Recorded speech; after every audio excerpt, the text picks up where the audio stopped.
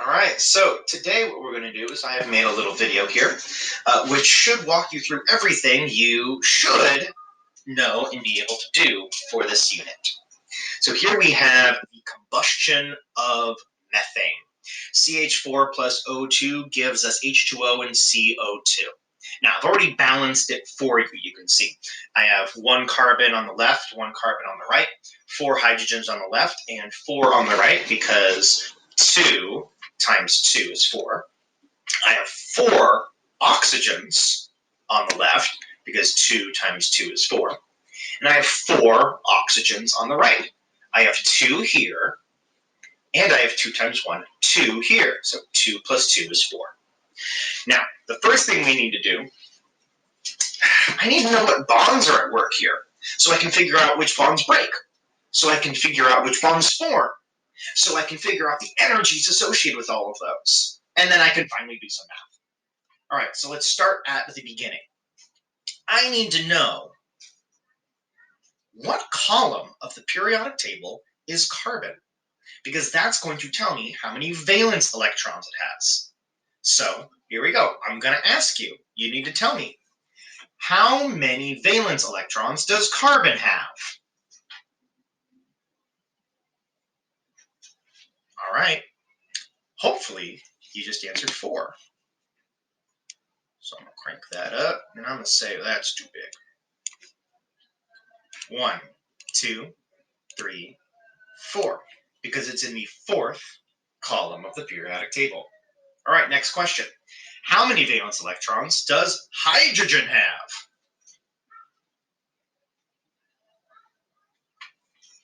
Hopefully that one was easy to find. The answer is 1. It's in the 1st column. It has 1 valence electron. Now, what about oxygen? How many valence electrons does oxygen have?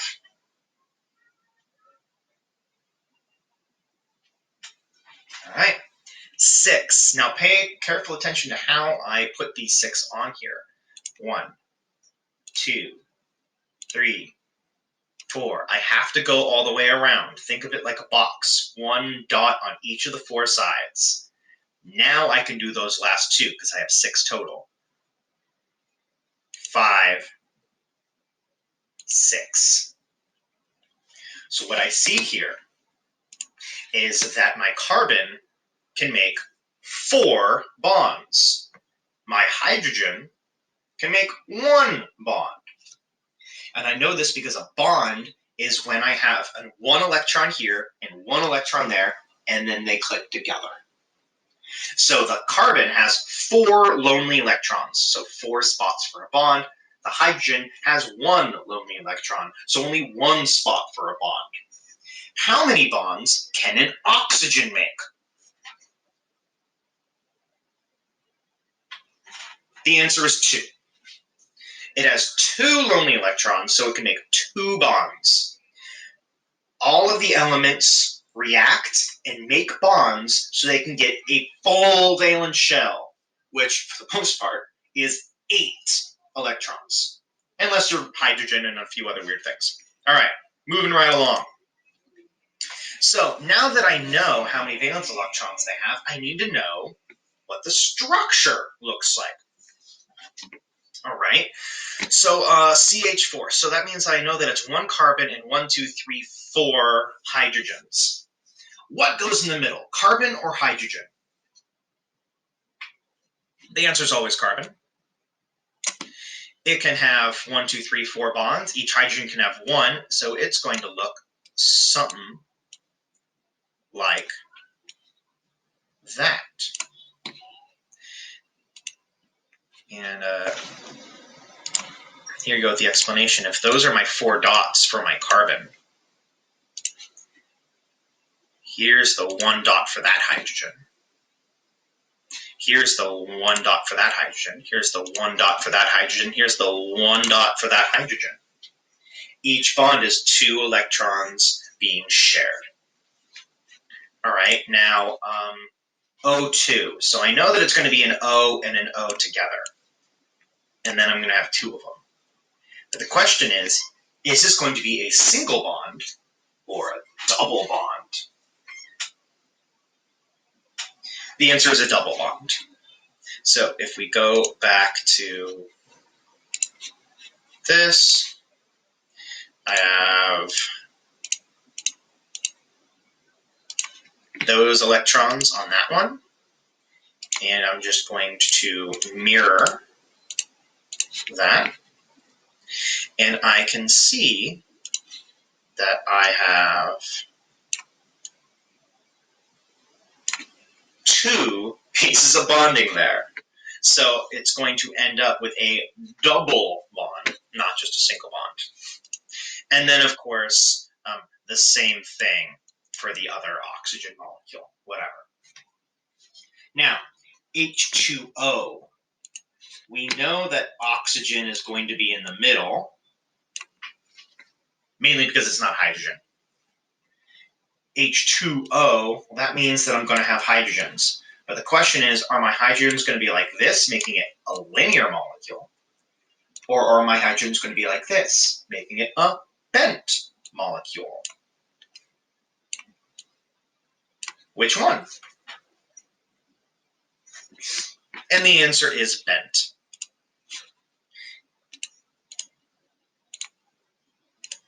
If those are my oxygen electrons, and those are my hydrogen electrons, it's going to end up hooked up like that.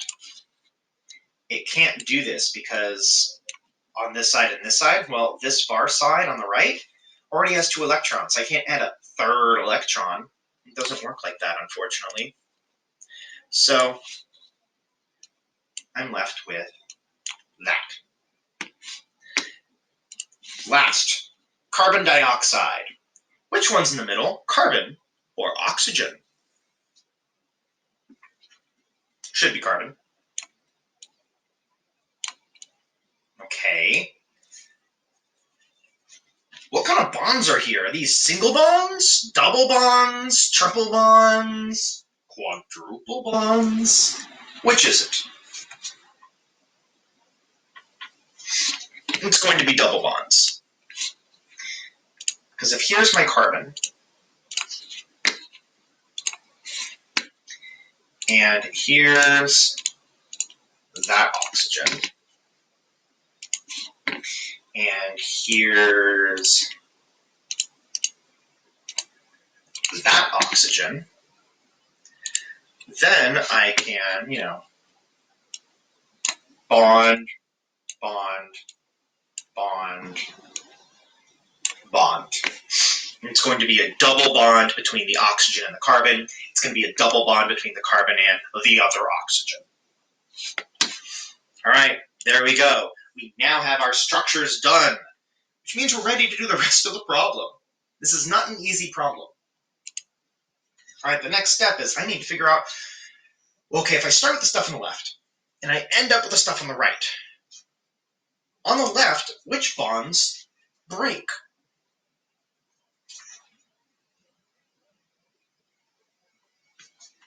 The answer being all of them. Over here, I have carbon only hooked up with oxygen.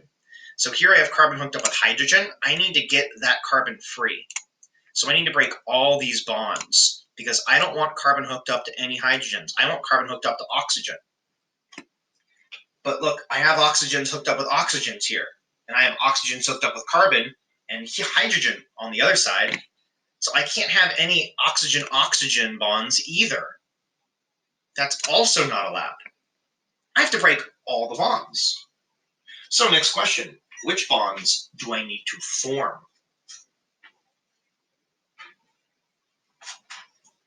The answer is, again, all of them. Now, I have to point out this is not always the case. Sometimes there are bonds that don't have to break, so you don't have to form them. But not in this problem. I got an extra. Go away. All right, so there's that. Next step. Whew. Oh, man. All right, so I can see that I have carbon-hydrogen bonds. I can see that I have oxygen-oxygen double bonds. I can see that on the right I have hydrogen-oxygen bonds. I can see that I have carbon-oxygen double bonds. My first question for you is, how many carbon-hydrogen bonds need to be broken? 1, 2, 3, 4. Hopefully, you're capable of counting that high. How many oxygen-oxygen double bonds need to be broken? 2. 1, 2. That's an ugly 2. We'll leave it. All right, now over here on the right, how many hydrogen-oxygen bonds need to be created? 1, 2, 3, 4. Oh, goodness. And how many oxygen-carbon double bonds need to be formed? 2. That's a much prettier 2. What's wrong with that one? All right, well, in any case, we're ready to move on. I'm going to move my picture up here. I have a carbon-hydrogen bond and an oxygen-oxygen bond that needs to be broken. How much energy does it take to break those bonds? Let's start with carbon-hydrogen. How much energy is necessary to break a carbon-hydrogen single bond?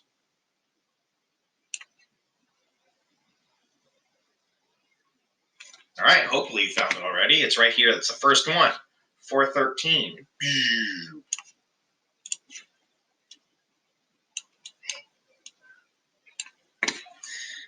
That should be in red. All right. What about an oxygen-oxygen double bond?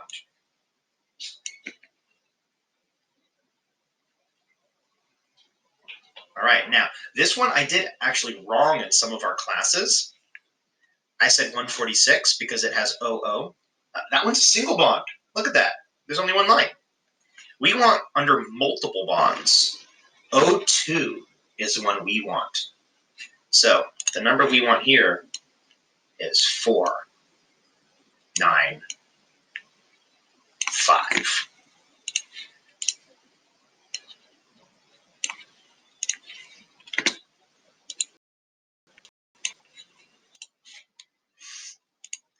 All right, so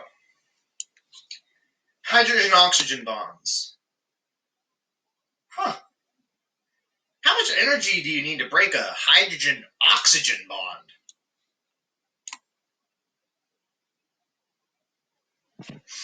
All right, there it is, OH, 463.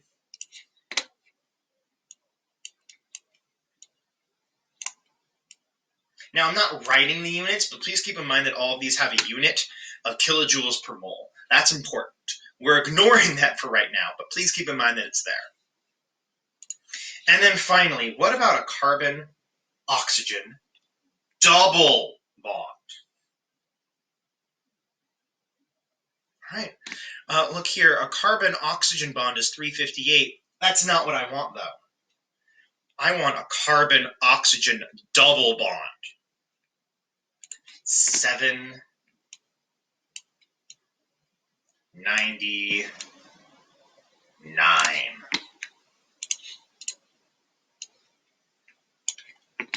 All right. Now we're ready for the next step.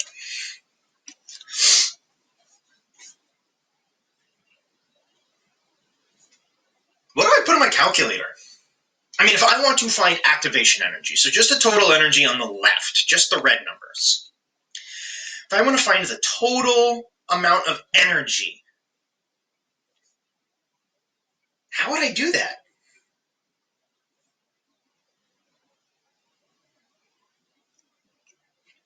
Okay, well, I mean, I'm actually going to do it with the text. That's going to be so much prettier. I mean, there's 4 bonds of CH, and each one has 413 kilojoules per mole.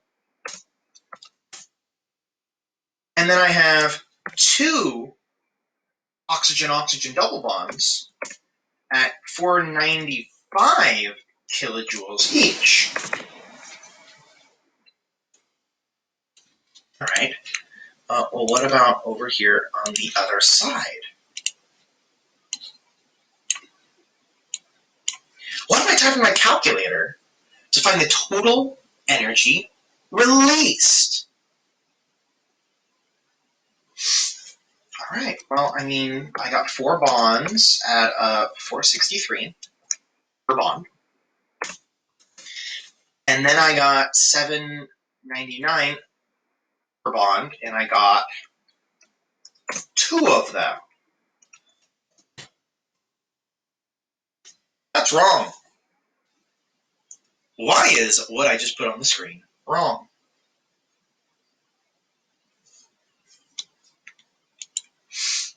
Because this is energy being released. I need to put negatives there. All right. And now we're ready for the next step. What are these answers? Ooh, look at that. A typo. Don't forget that these are negative. All right, let's start over here on the left. What is the activation energy? And the answer is positive 2,642 kilojoules per mole. What is the total energy released?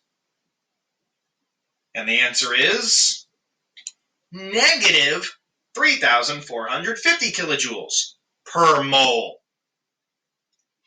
All right. We're almost done. I know, this is like running a marathon. It's ridiculous. You're doing great. Keep going. We'll finish strong. What am I typing in my calculator to get the heat of reaction? I have how much energy goes in. I have how much energy goes out. What's the total energy change? All right. What I type into my calculator is that. I just add the 2 numbers together, making sure that this number on the right is negative. But where did these numbers come from? Well, if we scroll back, there are these numbers that we calculated here at the bottom. I just got rid of everything else so we could have room for a little bit more math. And now last, what's the final answer? What is the heat of reaction for this reaction? And the answer is negative 808 kilojoules per mole. Which means that if I burn 1 mole of methane, I get 808 kilojoules out. If I burn 2 moles of methane, I get twice that number out. Please keep that in mind. This is how much energy gets released for 1 batch. If I do this equation once, I get 808 kilojoules. If I do this entire reaction 5 times, I get 5 times that number. More on that later.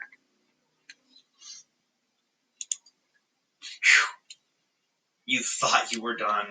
You really did. You were wrong. So now we have what's called an energy profile. And what I want to label on this is the heat of reaction and the activation energy. All right, well, let's talk about what this is representing first. This is representing how much total energy there is hanging out in the molecules. We're starting at some number here. We don't know what the number is. We could look it up if we really wanted to, but we don't care. Then I put energy in, that's my activation energy, breaking all the bonds, and then all new bonds form and I get a whole bunch of energy out, which would be my which would be my total energy released.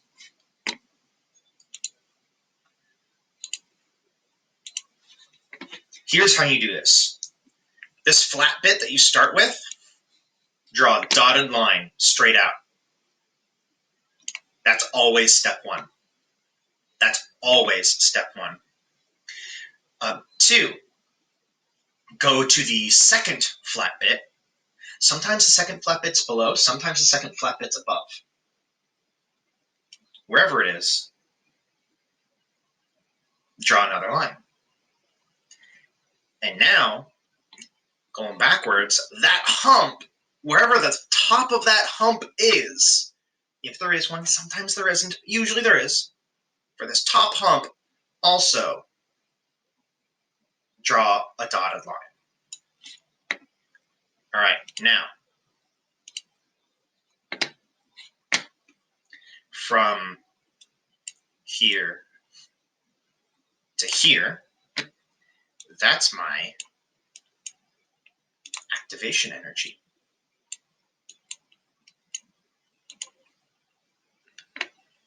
And from here to here, I'm going to draw little arrows on it.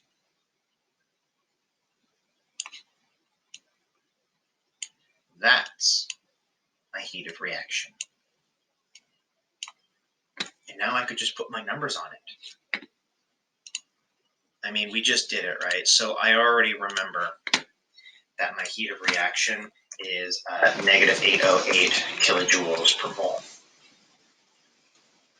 I don't remember the activation energy, so I'm going to have to look back at my notes. 2642. 2642 kilojoules per mole. I didn't ask you any questions on that bit because I don't actually expect you to remember any of that because it's probably brand new. All right, now we're done. That's a lie, we're not done. We're just done for this video. Technically, there's a few more steps, but here's the thing. For the remaining steps, I don't care if you know how to do them. You only need to know how to do the next steps if you're planning on taking chemistry or a chemistry-related subject in college. Or if you're planning on going on to AP chemistry next year. I'll make a separate video for that step. Okay? For the rest of you, if you could move through this entire problem, if you could answer the questions correctly, if it makes sense to you, and if you think you could do it on your own, you're in perfect shape. You're ready to go. Good work.